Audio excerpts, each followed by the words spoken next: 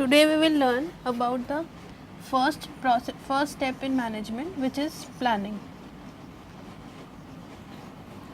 As we did, planning is basically bridging the gap between where we are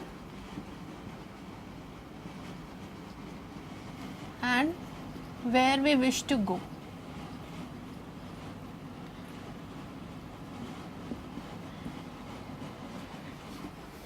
It can also be understood as deciding in advance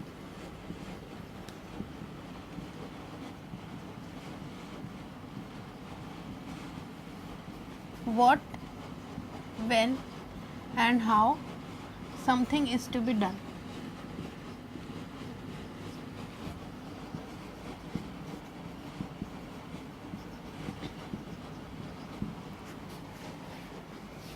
Now, to get a better understanding of planning, you should know the types of plans that can prevail.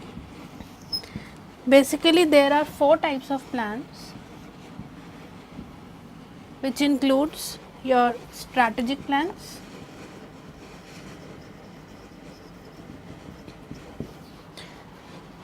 then contingency plans,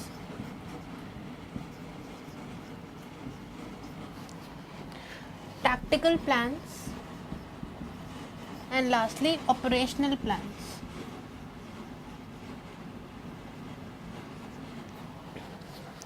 Now, strategic plans are those which consider goals of entire organization as a whole.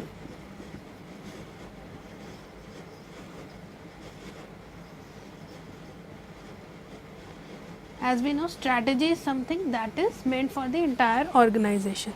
Then contingency means identifying alternate courses of action.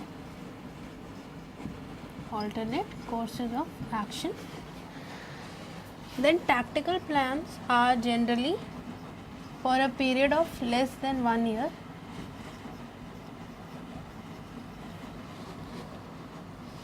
And operational plans are those wherein specific results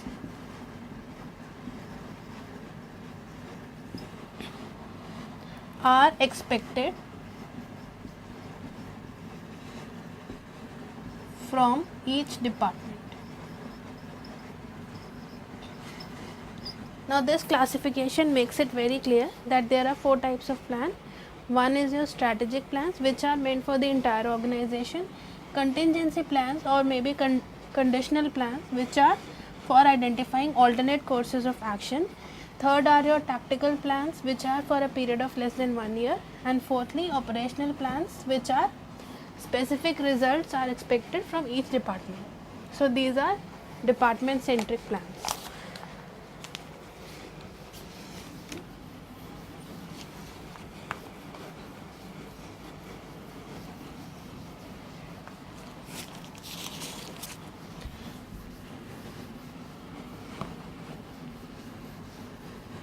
Now, after knowing about the types of plans, let's move on to the planning process, which is again a sequential process. Planning process can be understood in 2 ways. The first one is generic, which includes goal setting,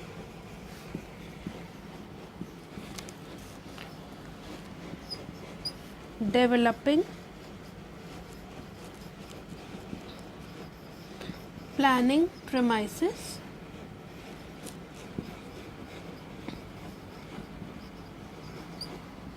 then reviewing your limitations,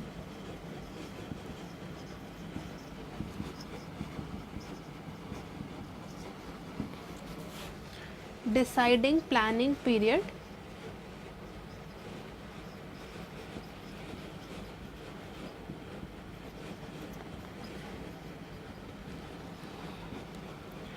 then formulation of policies,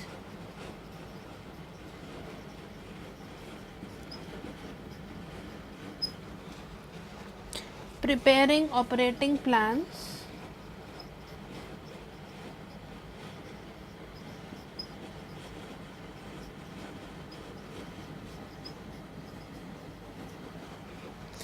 and finally integration of plans.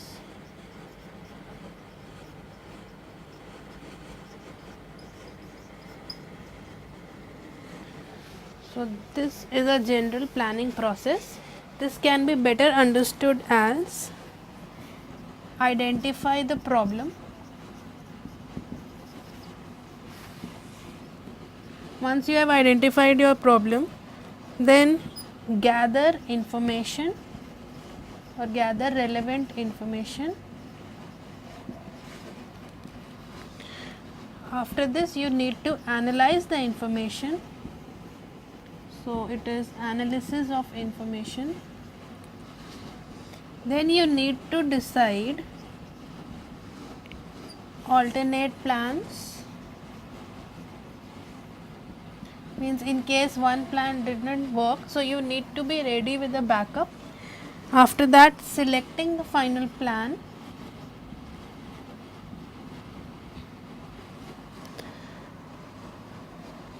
Then you need to mention detailed sequence of your plan and its implementation, and lastly you need to check the progress. Check progress. So these are two broad ways in which we can understand the basic steps involved in your planning process.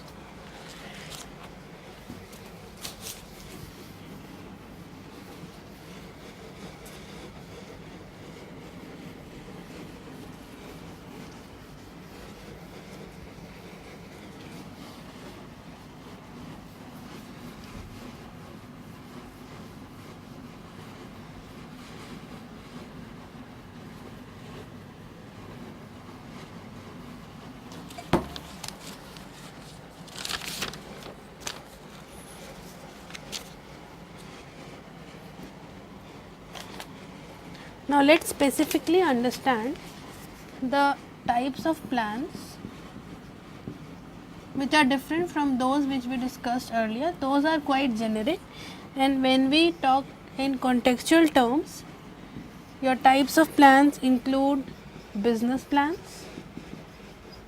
These are self-explanatory, these are meant for the purpose of your business. Then your SBO plans, which act as strategic business unit plans. Third is your corporate plans,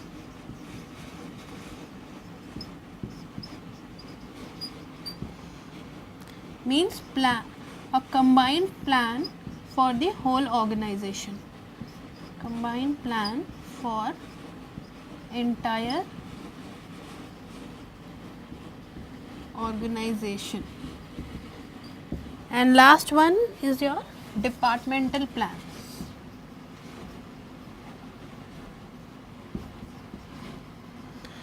These are also known as functional unit plans.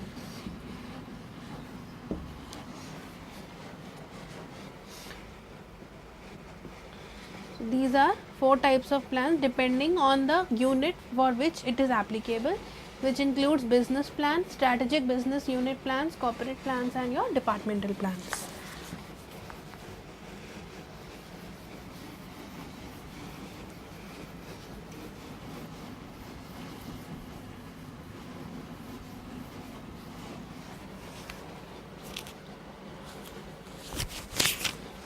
After this, there is a document called the plan document.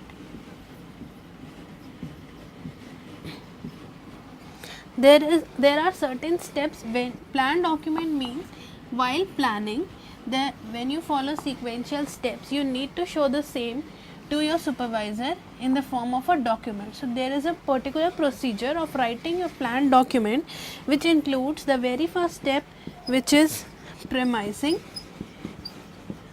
Premising includes your SWOT analysis. SWOT stands for strength, weakness, opportunities and threats. After this, you need to show your vision for which the particular plan is being designed, which means visualize future. Then your visualization is followed by specifically stating the mission, means we aim to deliver.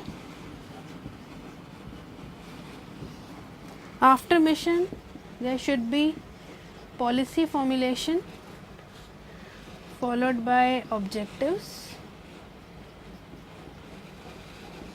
goals, and finally your budget. Budget plays a very important role in your plan document because you need to make a plan which is practically possible. So your subordinate and superiors, everyone should be convinced that this plan document is actually feasible as it follows under your budget of the company. So budget is a very important part of your plan document.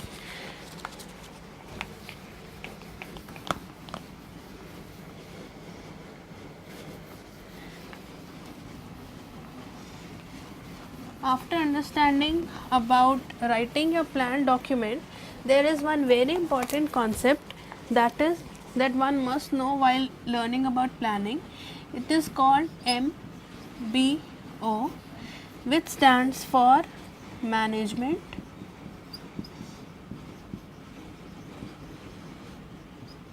by objectives.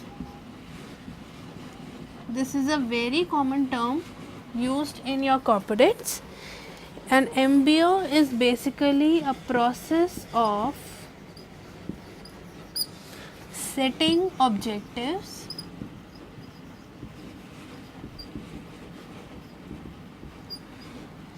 in an organization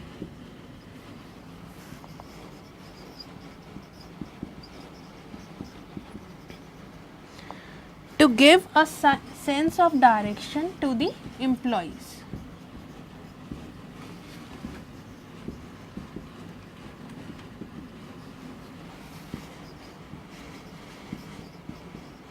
This means that you are deciding on a particular set of objectives and presenting the same in front of your employees. This would help the employees to know exactly that what they are doing and what the final objective is that they are required to achieve.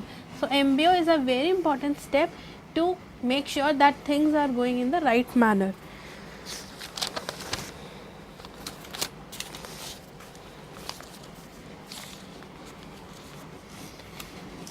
Then MBO can be better understood through a diagram wherein the very initial step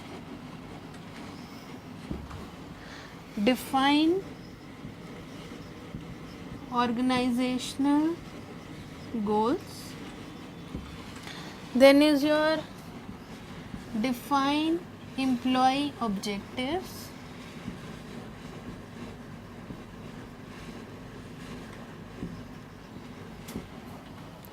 then there is continuous monitoring of performance, so you can write it as performance monitoring.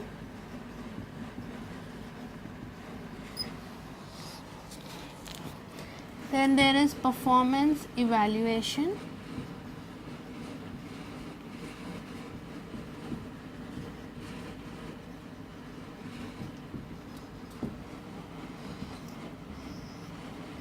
providing feedback,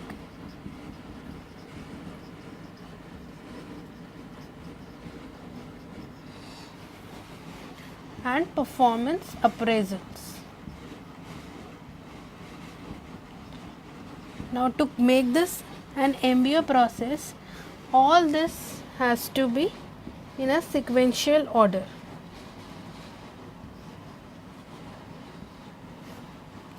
Wherein organizational goals are defined, then your employees' objectives are defined. On the basis of this, their performances are monitored, evaluated, they are given feedback, and then finally appraisal are conducted.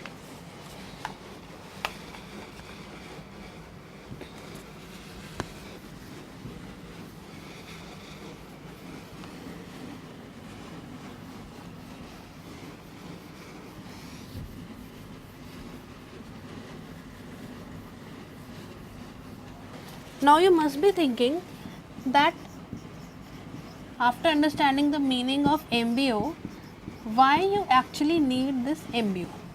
So there are three basic reasons for relying on MBO, which are: initially you get clarity of goals, which is very important for attaining results effectively and quickly. Secondly is for improving motivation,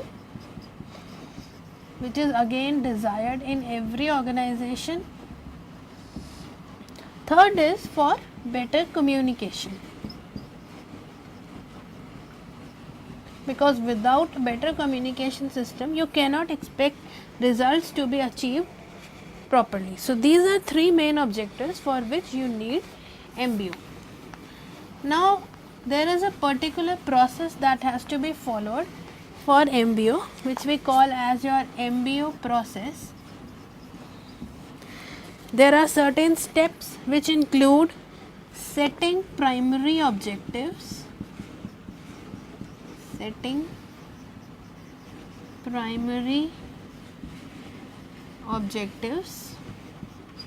followed by clarifying organizational roles,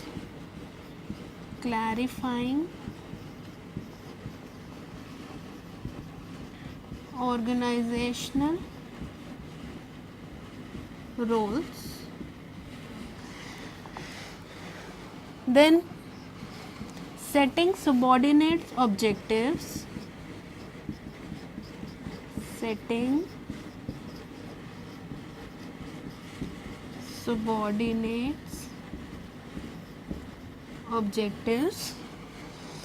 and finally recycling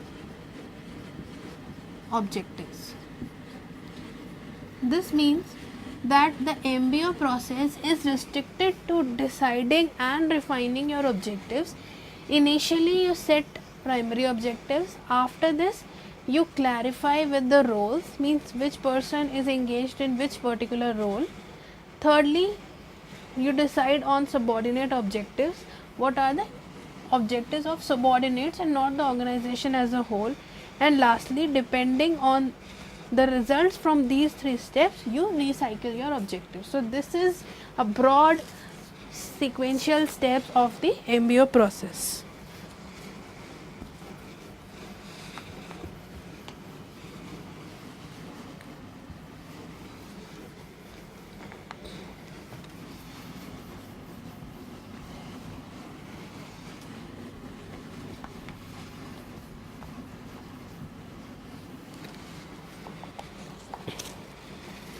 Then there is something called strategic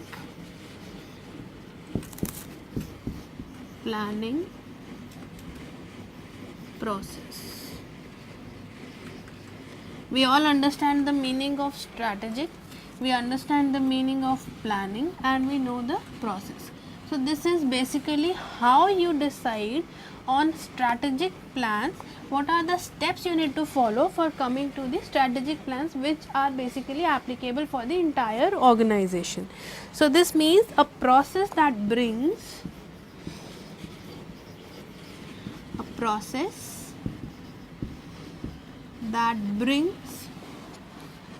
life to the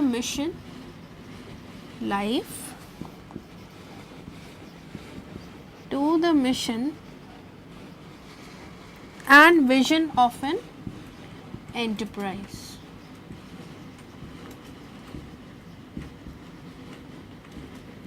Means every enterprise has defined its mission and vision, but to bring it to action, or a process that brings life into those missions and visions, is your strategic planning process. Let's see how this process follows.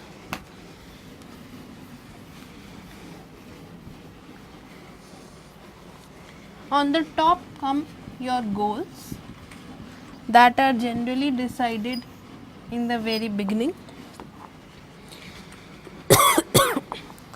Here are your desired outcomes.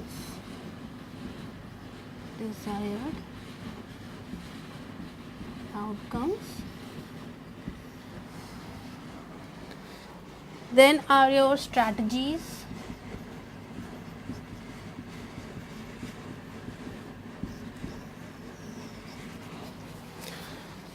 then measures and targets,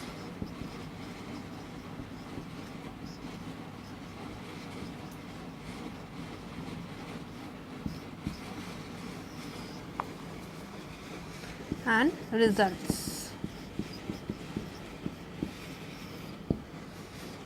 So this is a cyclical process wherein I will tell you what all comes in between. While moving from goals to your desired outcomes, one question that sticks the mind is, where do we want to go? Where do we want to go?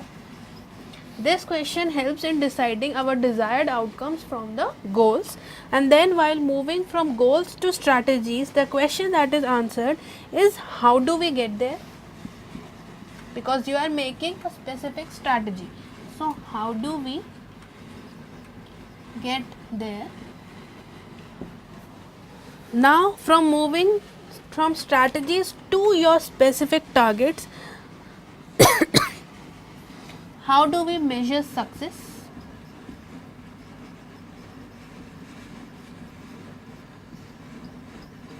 As we all know that in almost every organization there are certain targets that are set for the employees, and the way or the speed with which the person achieved the target is actually a way of measuring his success.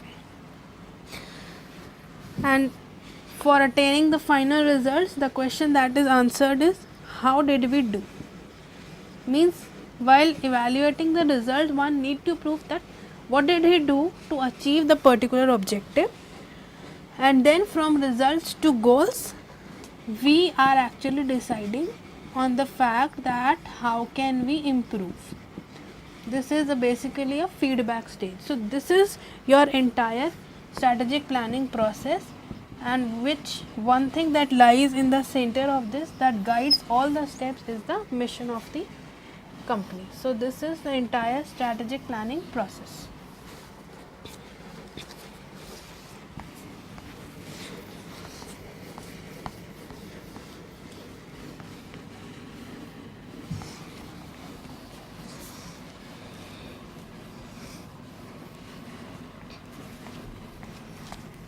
We can also understand this as a sequential step process, starting with mission and objectives,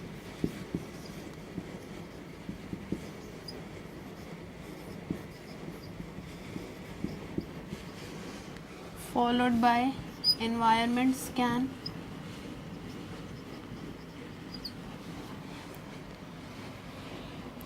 followed by strategy formulation,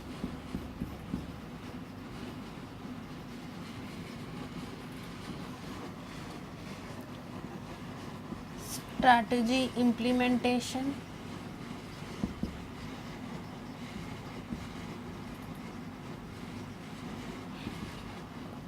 and finally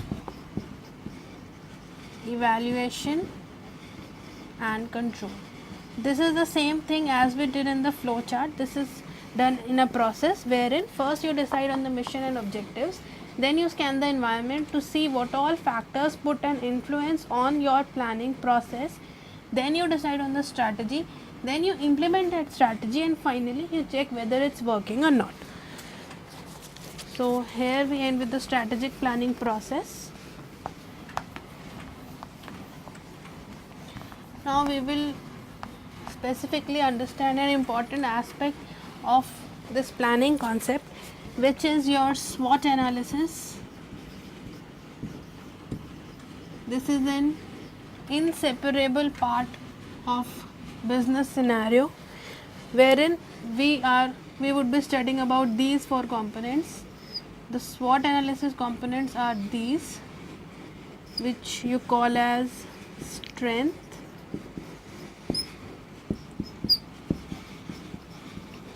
weakness, opportunity,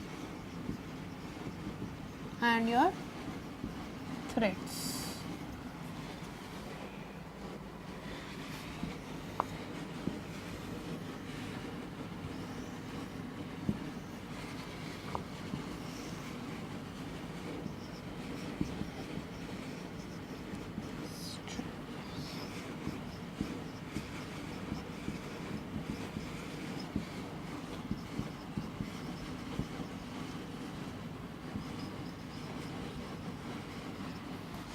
As the name suggests, these two aspects, which are your strengths and opportunity, these are positive for any organization, and weaknesses and threats are always negative.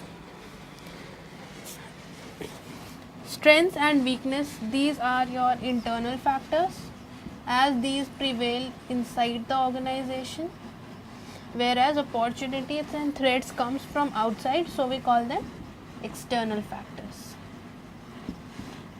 This matrix format is a better way of understanding the entire components of a SWOT analysis.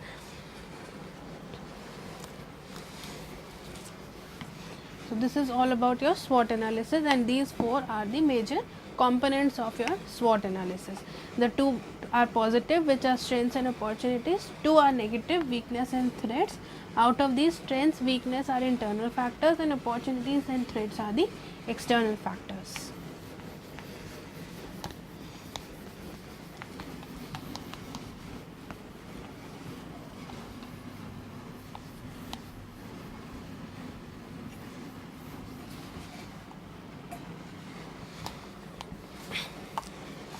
Now we did one point under the planning process, which was your deciding on the planning premises. Planning premises means making basic assumptions, because before starting with the actual work, one thing that we have is your assumptions. So making basic assumptions about few things, which include environment. Secondly, making plans more realistic. These are two aspects for which we make assumptions, like the environment that is prevailing. This may include your internal as well as external environment, and how we can make our plans more realistic.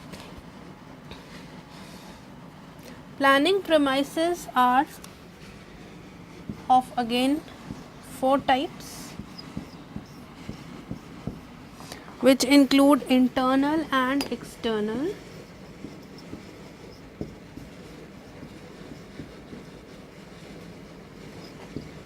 Second one is your controllable and uncontrollable.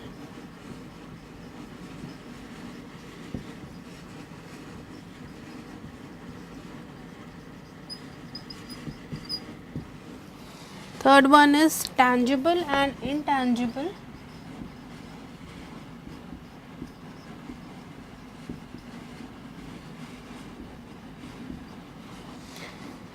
And fourth is constant and variable.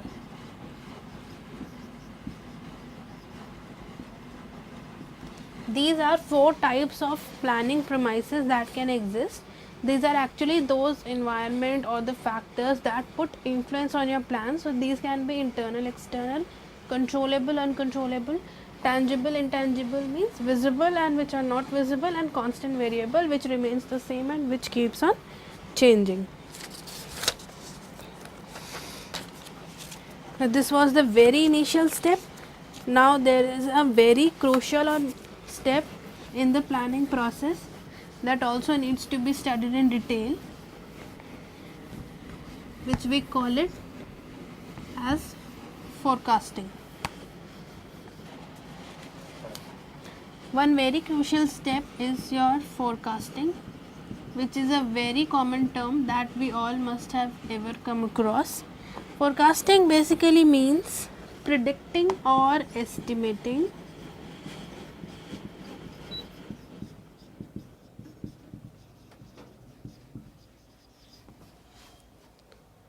the future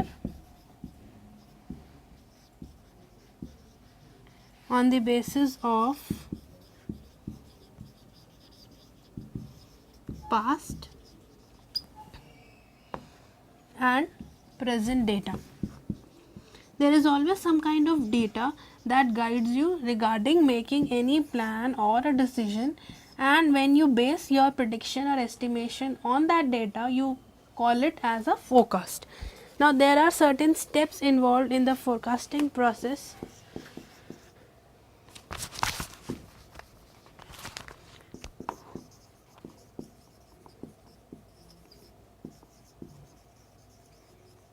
These steps include understanding the problem,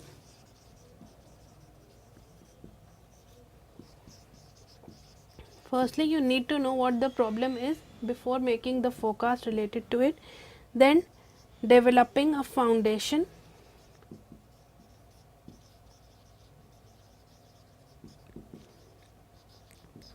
after this you collect data, estimate future based on the data, then you compare your results, and lastly you need to follow up to cross check whether the forecast was apt or not. So, with this we end the forecasting process.